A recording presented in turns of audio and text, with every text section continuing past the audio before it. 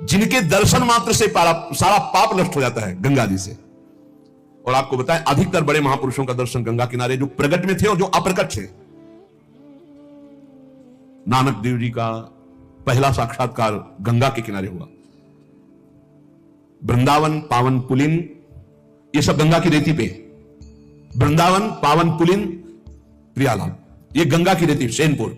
साक्षात गंगा से प्रकट होते हुए सिद्ध मां, बड़े चमत्कार गंगा मैया के, बड़े चमत्कार, अद्भुत। वाणी लड़खड़ाती है उनकी महिमा को, कहते हैं कि वो महिमा तो इस जीवन में देखिए ना, इसलिए बड़ी दिव्यता गंगा जी में।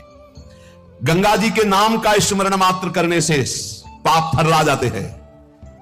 जो गंगा जी की डुबकी लगाता है वो महापापी भी पावन हो जाता है। विश्वास हो जाए, विश्वास हो जाए। गंगा जी में स्नान करके, आचमन करके, गंगा में ही जब पितरों का तर्पण किया जाता है तो पितरों को बहुत तृप्ति होती है और पितर मुक्त होने लगते हैं।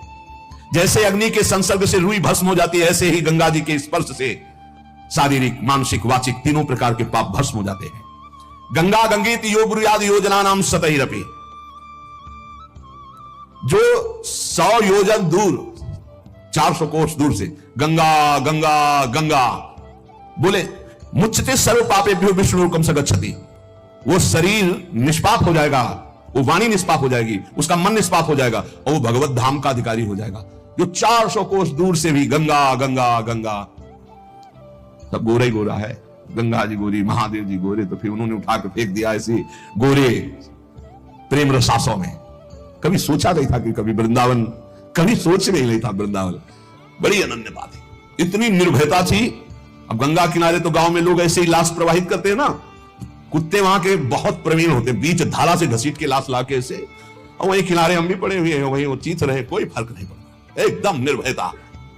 भगवान शिव की अनन्यता। गंगा जी को जब देखते हैं तो एक तो धारा में प्रवाहित होती है, भगवान शिव के जटा में भारी तन्मयता। गंगा जी की विशुद्ध कृपा, अपार शक्ति। कहने सैकड़ों योजन दूर से अगर गंगा गंगा गंगा ऐसा पुकार दे तो उसका शरीर पवित्र हो जाएगा, उसका मन पवित्र हो जाएगा, उसकी वाणी पवित्र। कल नरकों का वर्णन हुआ था, आज नरकों से उद्धार का वर्णन हो रहा है भाई।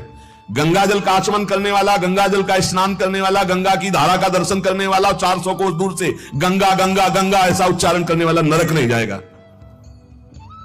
कल जब नरकों का वर्णन हुआ था तो कई लोगों की बातें आई थी कि हमारे 38 के 38 हमारे में लक्षण है, अब क्या होगा। कोई कहता हमें 5 है, कोई कहता हमें 2 है, इसका मतलब नरक जाना पक्का है। तो आज उसकी काट सुन लो। नाम संकीर्तनम यस्य सर्व पाप प्रणाशनम।